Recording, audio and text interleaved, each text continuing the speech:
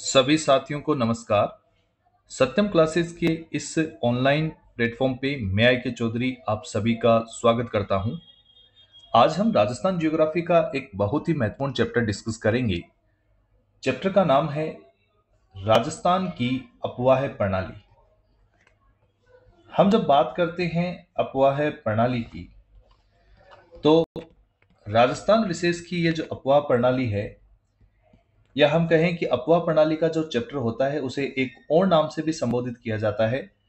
इसे राजस्थान की नदियों के नाम से भी हम जान सकते हैं।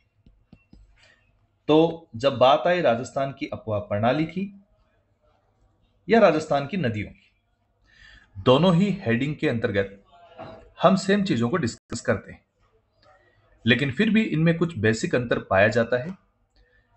इस चैप्टर को हम शुरू करें उससे पहले हम कुछ बेसिक बातों को जानेंगे।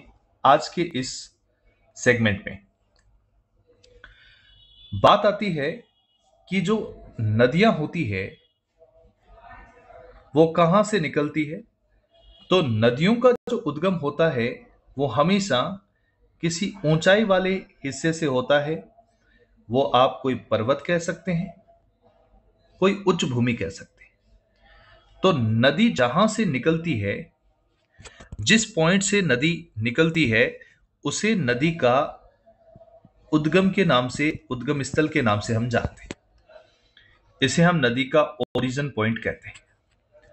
और जहां पर नदी जाकर के प्रवाहित होते हुए एक डायरेक्शन के अकॉर्डिंग जाते हुए नदियां लास्ट में जाकर किसी नीचाई वाले एरिया में, वो समुद्र हो सकता है, सागर हो सकती है, झील हो सकता है, कोई गड्ढा हो सकता है, वहां जाके के अपने पानी को ढालती है। तो इस नीचाई का जो हिस्सा होता है जहां नदी लास्ट में जाकर अपने जल को डाल देती है, उसे हम नदी का मुहाना या एंडिंग पॉइंट के नाम से इसको जानते हैं। तो इस तरह से हमने दो चीजों के बारे में यहां पर सबसे पहले जानना है कि क्या होता है उद्गम स्थल और क्या होता है मुहाना या एंडिंग पॉइंट। अब हम बात करते हैं कि नदी अपने उद्गम स्थल से जब अपने मुहाने की तरफ जा रही है, तो उद्गम से मुहाने तक मान लेते हैं कि एक बड़ी नदी है, इसको हम नाम दे देते हैं ये एक मुख्य नदी। चूंकि कोई भी नदी जो बड़ी नदी होती है तो उसमें सिर्फ जल है, उसी का नहीं होता, और भी नदियों का आता है। लेकिन जो मुख्य नदी यहां पर हमें दिखाई दे रहा है कि एक रास्ते को फॉलो कर रही है, और जिस रास्ते से होकर के बह रही है, तो उस रास्ते को हम एक नाम देते हैं, और इसी रास्ते को एक नाम दिया जाता है। इसी को हम बोलते हैं अपवाह। इसको बोला जाता है अपवाह, या इंग्लिश में इसको बोलते हैं ड्रेनेज। ठीक है, तो ये है ड्रेनेज या अपवाह। अब हमने बात की कि भाई जो मुख्य या बड़ी नदियां होती है वो अकेली पानी को लेके नहीं आती, उसमें भी कुछ और नदियां इसमें अपने जल को डालती है। अब ये जल किस तरह से डाला जाएगा? तो जो मुख्य नदी का बहाव है, जहां से ये निकली है उधर की तरफ हम अपनी पीठ करें, और जिधर इसका एंडिंग पॉइंट या मुहाना है उसकी तरफ मुंह करें, तो हमारा जो राइट होगा वो नदी का राइट है, और हमारा जो लेफ्ट है वो नदी का लेफ्ट है। तो अब देखो, इस तरह से जो नदी ये बह रही है, यदि हम मुहाने की तरफ मुंह करके खड़े होंगे तो हमारा राइट इस तरफ होगा, तो हम नदी के राइट को भी इसी तरह से देखेंगे, और हमारा लेफ्ट है वो इस तरफ होगा, तो ये हम नदी का लेफ्ट मानेंगे। राइट लेफ्ट को हम हिंदी में बोलना चाहें तो इसको हम बोल सकते हैं, ये है लेफ्ट साइड मतलब बायां, और ये राइट साइड मतलब दायां। अब राइट और लेफ्ट की तरफ से अलग अलग जगहों पर हमें अलग अलग नदियां आते हुए इस मुख्य नदी में मिलते हुए नजर आएगी। मान लेते हैं कि एक नदी जो अपने राइट की तरफ या दाईं तरफ से आई और आकर के और यहां पर आकर इसमें मिल गई। आगे ये नदी बढ़ी, और भी कुछ राइट की डायरेक्शन से आकर के नदियां हैं वो इसमें मिल रही है।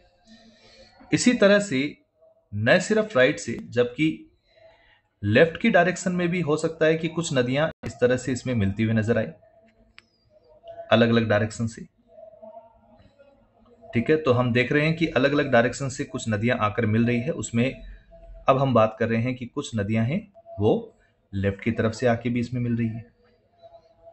ठीक है, तो जो नदियां इसमें आके मिल रही है, जो मुख्य नदी में अपने जल को डाल रही है, उन्हें एक नाम दिया जाता है और इन्हें हम कहते हैं वो है सहायक नदियां। ये होती है ट्रिब्यूटरी रिवर्स। ऐसी बहुत सारी सहायक नदियां राइट और लेफ्ट की तरफ से आके मिलती हैं। लेकिन कुछ मामलों में ऐसा भी देखा गया है कि जो सहायक नदियां हैं वो बड़ी होती है, तो इसलिए उन सहायक नदियों में भी कुछ ऐसी छोटी नदियां आकर के अपने जल को डाल देती है। उनमें भी ये राइट और लेफ्ट की तरफ से आके मिल सकती है। तो इस तरह से जब सहायक नदियों में भी कोई नदी आकर के अपने जल को डाल रही है, तो ऐसी नदियों को हम एक नाम से संबोधित करते हैं। ये अलग अलग सहायक नदियों की हो सकती है, हो सकता है किसी सहायक नदी की न भी हो। इनको हम बोलते हैं उपसहायक, उपसहायक नदियां। ठीक है, तो इस तरह से बहुत सारी उपसहायक नदियां हो सकती है।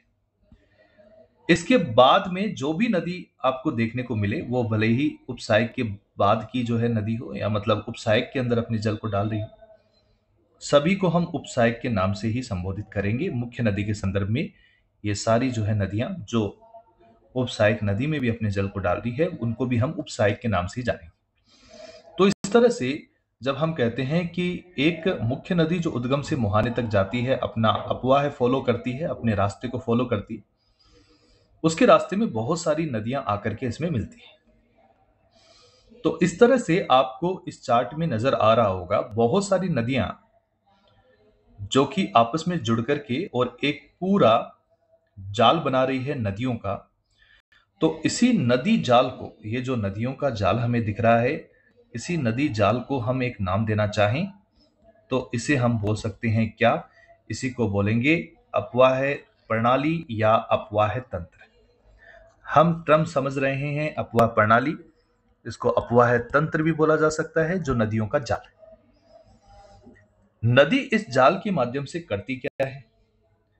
नदियां इस जाल के माध्यम से इस पूरे क्षेत्र का, इस पूरे क्षेत्र का जो जल है वो अपने साथ बहा के लाएगी।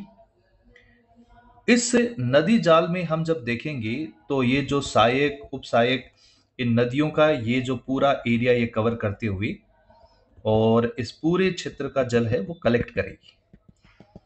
ये जो डॉटेड लाइन आपको दिखाई दे रही है, ड्रॉ हो रही है, इसके अंदर आपको ये जो पूरा एरिया आपको दिखाई दे रहा है, इस पूरे एरिया में जो पानी है वो बह करके मुख्य नदी में आएगा। तो ये जो डॉटेड एरिया के अंदर पूरा एरिया है जो मुख्य नदी के अंदर जहां से पानी आ रहा है, यही मुख्य नदी का कहलाता है नदी बेसिन। नदी बेसिन को अपवाह क्षेत्र भी बोला जा सकता है, नदी द्रोणी भी कह सकते हैं। इसी को केचमेंट एरिया या जल ग्रहण क्षेत्र के नाम से भी हम जानते हैं। तो हम जब अपवाह प्रणाली की बात करते हैं तो उससे पहले कुछ बेसिक टर्म्स को हमें समझना होता है। तो बेसिक टर्म आज की क्लास में हमने क्या कुछ समझा? सबसे पहले हमने बात की कि उद्गम स्थल क्या होता है। तो उद्गम स्थल के बारे में हमने जाना कि उच्च भूमियां या ऊंचाई का वह क्षेत्र जहां से नदी निकलती है, जहां से नदी निकलती है वो उद्गम। नदी जहां से प्रवाहित होती है, जिस रास्ते को फॉलो करती है, उसको हम बोलते हैं अपवाह। नदी जहां पर आकर के अपने जल को डाल देती है वो नदी का कहलाता है मुहाना। नदी के अंदर जो ये बड़ी नदी है, जो मुख्य नदी के नाम से हमने इसको संबोधित किया, उसमें जो अपने जल को डालती है उस नदी को बोलते हैं सहायक। सहायक नदियों में जो जल डालती है उपसहायक है, और उसके बाद की जो भी उपसहायक में भी जल डालेगी उसको भी हम उपसहायक बोलते हैं। ये सारी नदियां मिलकर के जो नदी जाल बनाती है उसी को अपवाह प्रणाली या अपवाह तंत्र कहते हैं। तो इस चैप्टर में हम अपवाह प्रणाली या तंत्र को डिस्कस करने वाले हैं। इसी क्रम में ये जो पूरा एरिया जहां से पानी कलेक्ट हो रहा है, इसको हम एक नाम देते हैं और इसे हम बोलते हैं नदी बेसिन, अपवाह क्षेत्र, नदी द्रोणी, या इसी को कैचमेंट एरिया या मतलब नदी का जल ग्रहण क्षेत्र कहते हैं। उम्मीद है ये सारे टर्म्स आपको समझ में आए होंगे। तो आज की इस क्लास में इतना ही, बाकी चर्चा कंटिन्यू रहेगी। नेक्स्ट क्लास में मिलेंगे नई चीजों के साथ। तब तक के लिए धन्यवाद।